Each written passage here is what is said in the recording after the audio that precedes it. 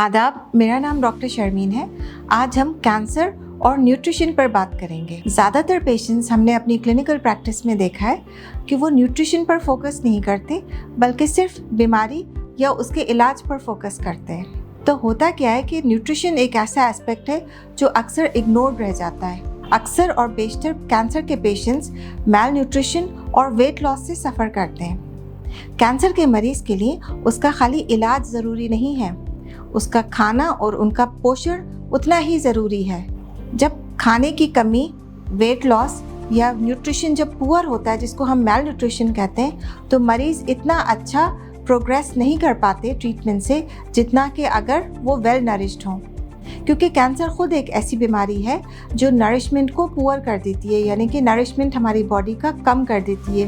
क्योंकि कैंसर जब ग्रो करता है उसको खुद भी एक सर्टेन लेवल ऑफ न्यूट्रिशन चाहिए, तो इसलिए वो हमको न्यूट्रिशनली डिप्राइव कर देती है। ऐसी स्थिति में, ऐसी सिचुएशन में हम क्या करें, कैसे अपना नरिशमेंट बढ़ाएं, आज हम इसी पर बात करेंगे।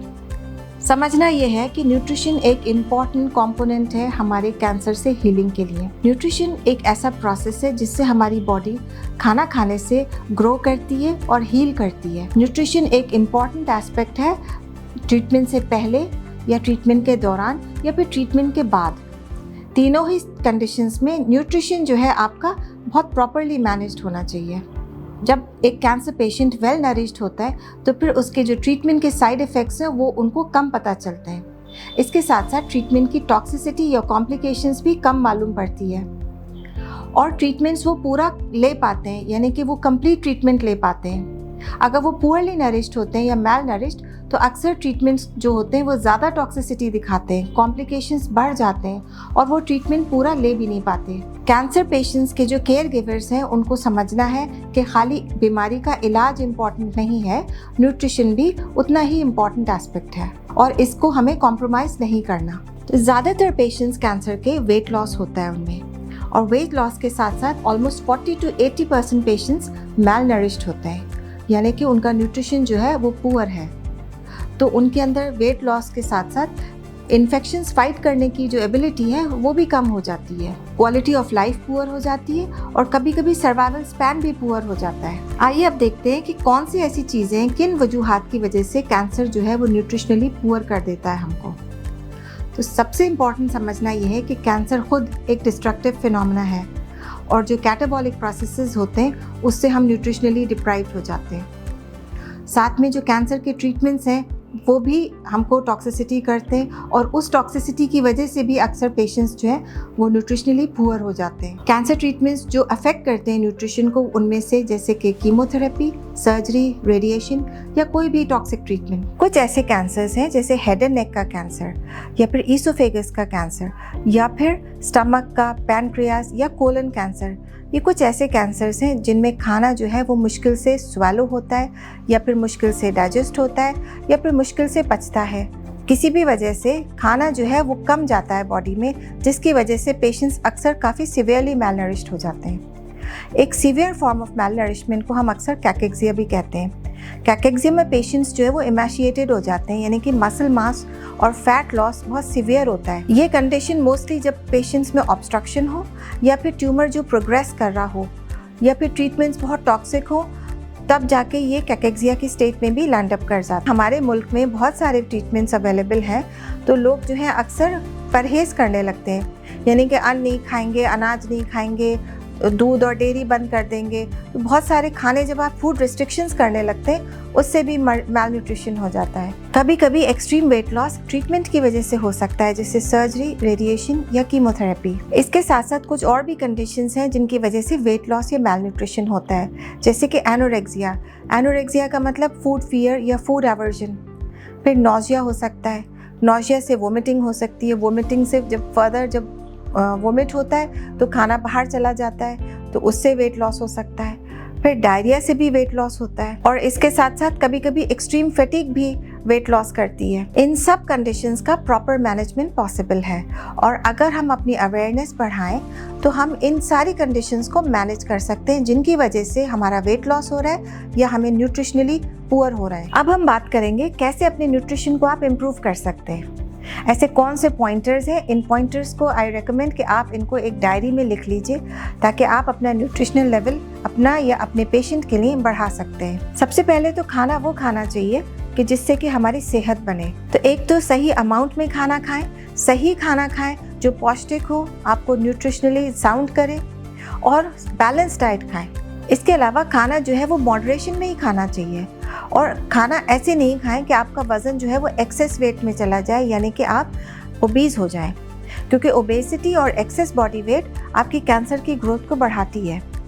इसलिए एक्सेस बॉडी वेट नहीं रखना है, लेकिन इसीलिए मॉडरेशन में खाना खाना है। लेकिन अगर आपका वज़न कम हो गया है, आपने वेट लॉस सफ़र कर लिया है, तो फिर आप खाना अपना इंटेक बढ़ाएं। इसके लिए आप अपने डॉक्टर से भी हेल्प ले सकते हैं, नहीं तो आप किसी से न्यूट्रिशनल सपोर्ट या न्यूट्रिशनिस्ट को हायर करके आप उनसे हेल्प ले सकते हैं। अगर आपका वज़न कम है तो फिर आप अपना खाना वो खाएं जो आपको पसंद है, जो आपको मन को भाए। वो खाना जो है हमको ज़्यादा लगता है जो हमें शौक़ से हम खाते हैं। परहेज़ करना छोड़ दें। परहेज़ से बहुत सारे हम न्यूट्रिशनल एस्पेक्ट से हम डिप्राइव हो जाते हैं, बहुत सारी डेफिशिएंसीज़ क्रिएट हो जाती हैं, और डेफिशिएंसीज़ का भी रोल है कैंसर की ग्रोथ में। इसलिए अपने आप को न्यूट्रिशनली साउंड रखिए। फ्रीक्वेंटली खाना खाइए, एवरी 2 to 3 आवर्स भी खाना खाया जा सकता है। तो बजाय इसके कि हम 3 लार्ज मील्स लें, हम ऐसे भी खा सकते हैं कि जहां हम 6 स्मॉल मील्स लें।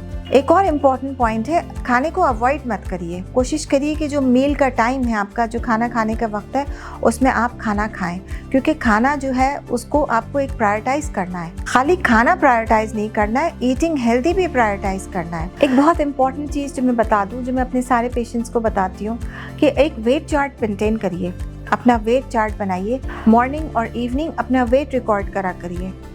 कभी भी आप अपने डॉक्टर के पास जाएं तो आप उन्हें बता सकते हैं कि आपका 2 किलो वज़न बढ़ा है या 2 किलो वज़न कम हुआ है। कभी कभी हम रिस्पॉन्स टू ट्रीटमेंट वज़न से चेक करते हैं, तो अगर आपका वज़न 2 किलो या 5 किलो बढ़ा है तो हो सकता है आप ट्रीटमेंट से रिस्पॉन्ड कर रहे हो। अपने वज़न को बॉडी मास इंडेक्स के हिसाब से कैलकुलेट करिए। बॉडी मास इंडेक्स एक हेल्थ इंडिकेटर है जो बताता है कि हम कितने हेल्दी हैं, ओबीज हैं या अंडरवेट हैं।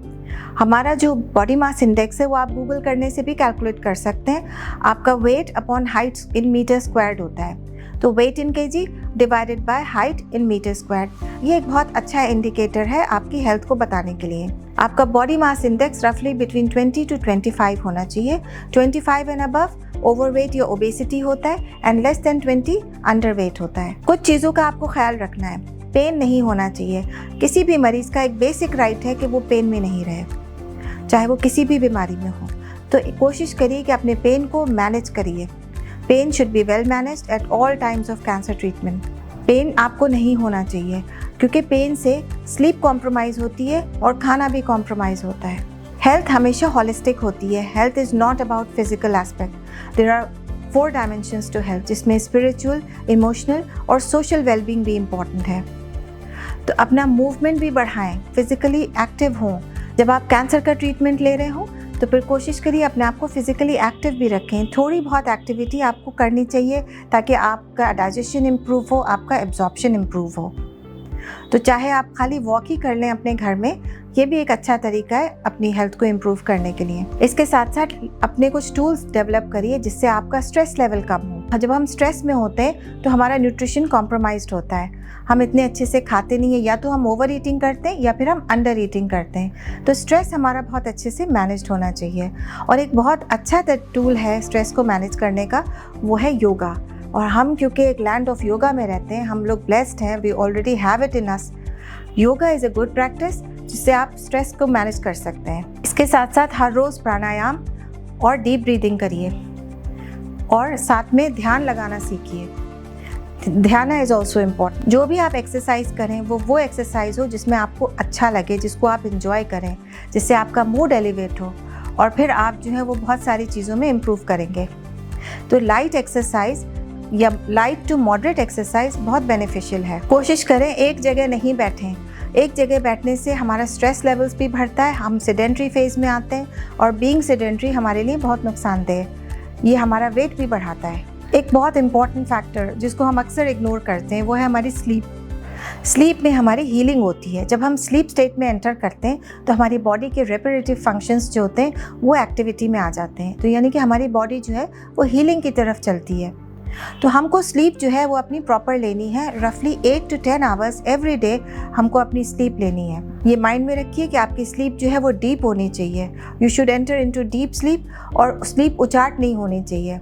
और कोशिश करें कि अपनी सर्केडियन रिदम के हिसाब से आप स्लीप अपनी पूरी लें। सबसे अच्छा तरीका जो स्लीप लेने का है वो बिटवीन 10 PM to 4 AM होता है। इस फेज़ में हमको ज़रूर सोने की कोशिश करनी चाहिए, तो हमारे हीलिंग प्रोसेसेस जो होते हैं वो एक्टिव हो जाते हैं। एक फूड डायरी बनाइए, उसमें लिखिए आपको कौन से खाने अच्छे लगते हैं, कौन से खाने आप खा सकते हैं और कौन से आपको खाने हैं जो कि आपको नापसंद हैं या जिनसे आपको नुकसानात होते हैं या हो सकता है आपको एलर्जी होती हो। ऐसे लिखने से हमें ज़्यादा क्लैरिटी मिलती है और हम अपना प्रोग्रेस भी ट्रैक कर सकते हैं। उस फूड डायरी में ये भी लिखिए कौन से हेल्दी फूड्स हैं जो आप खा सकते हैं और कौन से अनहेल्दी फूड्स हैं जो आपको अवॉइड करने हैं। जब आप लिस्ट बना रहे हों तो ये माइंड में रखिए कि आपकी लिस्ट में एंटी इन्फ्लेमेटरी फूड्स होने चाहिए जिनको आप अपनी डाइट में इंक्लूड करेंगे। जो फूड्स आपको अवॉइड करने चाहिए वो फूड्स हैं जो आपकी बॉडी में इन्फ्लेमेशन कर रहे हैं। अब कुछ इश्यूज भी आते हैं जब हम न्यूट्रिशनली पुअर होते हैं, जैसे कि डिहाइड्रेशन हो जाता है अक्सर, चाहे नॉजिया वोमिटिंग की वजह से हो या किसी और वजह से। डिहाइड्रेशन मैनेज हो सकता है, या अपना फ्लूइड इंटेक बढ़ाइए। जब अपना फ्लूइड इंटेक या तो आप ओरली बढ़ाइए या फिर IV फ्लूइड्स के थ्रू। ओरल में भी पानी से भी हो सकता है, जूसेस के थ्रू आपका फ्लूइड इंटेक बढ़ सकता है, और वाटर रिच फूड खाने से भी हो सकता है। तो ऐसे खाने खाएं अपनी डाइट में जो वाटर रिच हो, ताकि आपका कॉन्स्टिपेशन भी मैनेज हो सके। कॉन्स्टिपेशन, लॉस ऑफ एपेटाइट या डिहाइड्रेशन, ये सब कुछ मैनेज हो सकता है just by taking the right diet. कभी कभी पुअर न्यूट्रिशन से अनीमिया भी हो जाता है। अनीमिया का मतलब हीमोग्लोबिन कम हो गई। हीमोग्लोबिन हमारी बॉडी के लिए बहुत इसेंशियल है क्योंकि वो हमारी ऑक्सीजनेशन में हेल्प करता है। तो हमको हीमोग्लोबिन अपना दुरुस्त रखना है, अनीमिया को मैनेज करना है। ऐसे खाने चूज़ करिए जिससे आपकी हीमोग्लोबिन बढ़े और अनीमिया कम हो। कुछ आयरन स्टडीज़ और हीमोग्लोबिन टेस्ट रूटीन टेस्ट की तरह कराते रहा करिए, जिससे कि आप अनीमिया अपना मैनेज कर सकते हैं। नेक्स्ट वीडियो में मैं आपसे ये बताऊंगी कि ऐसे कौन से खाने आपको खाने चाहिए जिससे आपकी कैंसर की हीलिंग स्टार्ट होगी, और ऐसे कौन से खाने अवॉइड करिए जो आपकी हेल्थ को नुकसान कर रहे हैं। Thank you so much.